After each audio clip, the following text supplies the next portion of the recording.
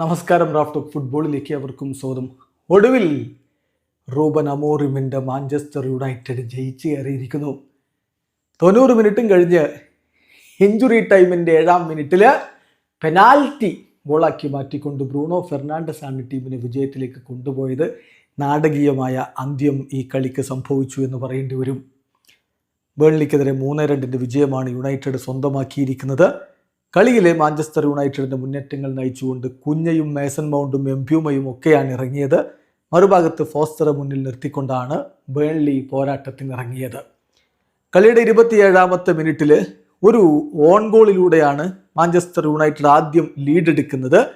ആ ഒരു ലീഡ് ആദ്യ പകുതി അവസാനിക്കുമ്പോൾ ജോഷ് കള്ളൻ്റെ ആ ഒരു ഓൺ ഗോളിൻ്റെ ലീഡിൽ യുണൈറ്റഡ് കളിക്കളം വിട്ടെങ്കിൽ രണ്ടാം പകുതിയിൽ 55-ാമത്തെ മിനിറ്റിൽ ഫോസ്റ്ററിലൂടെ ബേൺലി ആ ഗോൾ മടക്കി. പോരാട്ടം കനക്കുന്നു. തൊട്ടു പിന്നാലെ എംബ്യൂമോയുടെ ഗോളിലൂടെ യുണൈറ്റഡ് വീണ്ടും ലീഡ് നേടുന്നു. എന്നാൽ 66-ാമത്തെ മിനിറ്റിൽ ഒപ്പം പിടിക്കുന്ന ബേൺലിയാണ് നമ്മൾ കാണുന്നത്.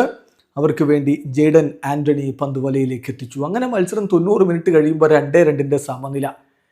അമോറിമിൻ്റെ മുഖഭാവമൊക്കെ കാണണം. ആകെ നിരാശൻ, വല്ലാത്തൊരവസ്ഥ. ഓൾഡ് ട്രാഫോർഡിൽ വിജയമില്ലാതെ മടങ്ങേണ്ടി വരുമോ എന്നുള്ള നിരാശ അദ്ദേഹത്തിന്. പക്ഷേ അവസാന ഘട്ടത്തിൽ ലഭിച്ച പെനാൽറ്റി അത് ഗോളാക്കി മാറ്റിക്കൊണ്ട് ബ്രൂണോ ഫെർണാണ്ടസ് ടീമിനെ വിജയത്തിലേക്ക് കൊണ്ടുപോയി. ഒടുവിൽ ഈ സീസണിൽ യുണൈറ്റഡ് ആദ്യ വിജയം സ്വന്തമാക്കുന്നു. 3 കളികളിൽ നിന്ന് 4 പോയിന്റുള്ള യുണൈറ്റഡ് ഇപ്പോൾ പോയിന്റ് പട്ടികയിൽ 9-ാം സ്ഥാനത്താണ്. വീഡിയോ അവസാനിക്കുന്നു. ഫുട്ബോൾ ലോകത്തെ കൂടുതൽ വിശേഷങ്ങളുമായി റാഫ്റ്റോക്സ് വീണ്ടും എത്താം.